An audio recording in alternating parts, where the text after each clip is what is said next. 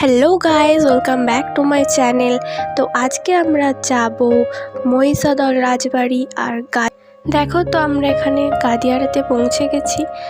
আর ওই যে দেখা যাচ্ছে গাদিয়ারা ফেরিঘাট। আমাদের টিকিট কাটতে সময় লাগছিল বলে আমরা কিছুক্ষণ দাঁড়িয়েছিলাম। এবার টিকিট কাটা হয়ে গেছে, তো আমরা এখন যাচ্ছি লঞ্চের দিকে। আমাদের লঞ্চটাও এসে গেছিলো, তো দেখা যাক কোন লঞ্চটাই করে আজকে যাব আমরা।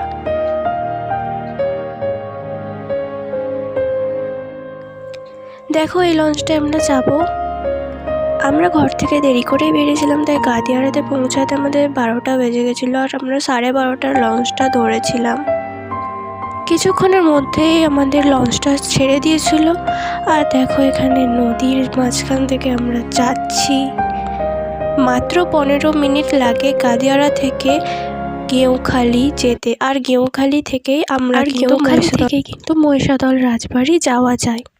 গেঁওখালি থেকে বাস বা টোটো করে মহিষাদল পর্যন্ত যাওয়া যায়।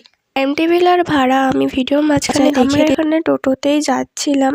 আর টোটোর ভাড়া বলছিল 40 টাকা মহিষাদল রাজবাড়ি পর্যন্ত। আর দেখো এখানে আমরা পৌঁছে গেছি মহিষাদল রাজবাড়ি। টিকিট কেটে ঢুকতে হয়, কিন্তু ওপর তলায় ঢোকা যাবে না। ভেতরে অনেক রকম কক্ষ আছে, বিশ্রাম কক্ষ, শয়ন কক্ষ, কিন্তু ওখানে ক্যামেরা অ্যালাউড নয়, তাই আমি ওখানে দেখাতে পারছি না। তো এইগুলো কিছু কিছু জিনিস আমি রেকর্ড করতে পেরেছি যেখানে ক্যামেরা অ্যালাউড ছিল। তো আমরা গেছিলাম তখন দুপুর হয়ে গেছিলো, তো অতটাও ভিড় ছিল না। আর একটা কথা জানিয়ে রাখি, গেঁওখালি থেকে টোটো করে মহিষাদল রাজবাড়ি পর্যন্ত 40 টাকা ভাড়া এবং সময় লাগে 20 মিনিট। গেঁওখালিতেও কিন্তু অনেক ভাটের হোটেল পেয়ে যাবে, ওখানে খাওয়ার ব্যবস্থা আছে। তাছাড়াও রাজবাড়ির পাশে একটা খাবারের হোটেল রয়েছে, ওখানেও খেতে পারো। আমরা যেহেতু খেয়ে বেরিয়েছিলাম, তাই আমরা আর হোটেলে ঢুকিনি ভাত খেতে। দেখো আমি খুব চেষ্টা করছি দেখানোর, বাট এইটুকুই আমি দেখাতে পেরেছি। আর দেখো কিছু ফটোজ, যেগুলো আমার মা ক্লিক করে দিয়েছিল আমার।